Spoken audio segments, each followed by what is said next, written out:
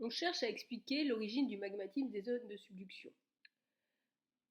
Il faut donc expliquer la création d'un magma, et pour expliquer la création d'un magma, il faut localiser l'endroit où la fusion se produit.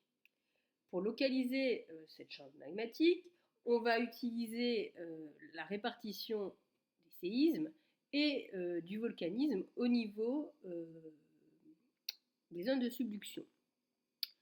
Au niveau d'une zone de subduction, la répartition des séismes n'est pas aléatoire, elle marque le plongement de la lithosphère océanique dans la sténosphère, sous une autre lithosphère. Nous avons ici deux exemples de subduction. Le fait qu'il y ait une activité sismique montre que la lithosphère océanique qui plonge reste rigide, donc ne fond pas. On peut donc utiliser la répartition des séismes et la localisation des volcans pour localiser à peu près les chambres magmatiques, qui correspondraient à peu près à cette zone-ci et à cette zone-ci. Donc des profondeurs comprises entre ici, je dirais 30 et 100 km de profondeur, et ici, on est au niveau autour d'une 80-100 km de profondeur. D'accord ? En s'appuyant sur un schéma d'interprétation des coupes sismiques réalisées précédemment, on peut s'apercevoir que cette zone correspond au manteau lithosphérique ou asténosphérique, composé de péridotites. On peut donc supposer que le magma provient de la fusion partielle des péridotites du manteau de la plaque chevauchante, donc de la fusion partielle des péridotites du manteau sous-jacent. On peut donc étudier le diagramme pression-température de la péridotite. Ce diagramme pression-température recense l'état de la péridotite pour différentes conditions de température, de pression et donc de profondeur. On peut donc repérer le solidus qui relie tous les points de pression et de température à partir desquels la péridotite commence à fondre, c'est-à-dire à partir desquels on passe de l'état solide à un mélange solide plus liquide. Donc on a ici une zone de fusion partielle. Puis le liquidus qui regroupe toutes les conditions de pression et de température à partir desquelles la péridotite est complètement fondue. Donc ici, fusion totale. On a donc dans ces zones de pression et de température des péridotites à l'état solide, ici des péridotites en fusion partielle et ici des péridotites à l'état liquide suite à une fusion totale. Autre courbe à laquelle il faut s'intéresser, c'est le géotherme des zones de subduction, qui apparaît ici en pointillé vert, qui regroupe en fait l'évolution, qui représente l'évolution de la température en fonction de la profondeur au niveau d'une zone de subduction. On constate qu'entre 80 et 150 km de profondeur, les conditions de pression et de température sous une zone de subduction sont telles que les péridotites sont forcément à l'état solide. Il n'y a donc pas fusion partielle des péridotites à ces profondeurs. On sait que l'eau peut abaisser la température de fusion d'un matériau.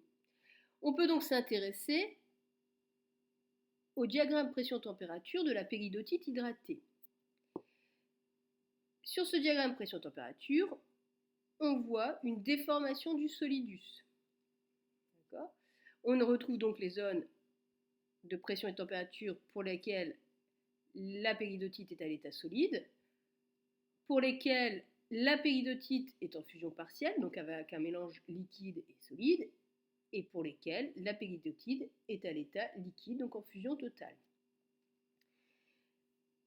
Si cette fois-ci on regarde le géotherme des zones de subduction, c'est-à-dire l'évolution de la température en fonction de la profondeur au niveau d'une zone de subduction, on constate qu'à partir de 80 km, le géotherme recoupe le solidus, c'est-à-dire qu'à partir de 80 km, les conditions de pression et de température au niveau d'une zone de subduction permettent la fusion partielle des péridotites. ceci jusqu'à une profondeur d'à peu près 200 km. On a donc entre 80 et 200 km une fusion partielle possible des pégidotites, mais si celles-ci sont hydratées. On va comprendre d'où vient l'eau qui permet l'hydratation des pégidotites. Au niveau des zones de subduction, la lithosphère océanique s'enfonce dans la sténosphère sous une autre lithosphère. On peut alors supposer que l'eau provient des roches de la lithosphère océanique. En effet, on sait que ces roches subissent des transformations minéralogiques à l'état solide par métamorphisme suite aux variations des conditions de pression et de température. Les gabbros se transforment en schiste vert, qui se transforment eux-mêmes en schiste bleu, qui se transforment en éclogite. L'idée, c'est que lors de ces transformations minéralogiques, de l'eau serait libérée dans le manteau. Pour le vérifier, on va rechercher la présence de groupements hydroxyles dans les minéraux caractéristiques de ces différentes roches métamorphiques.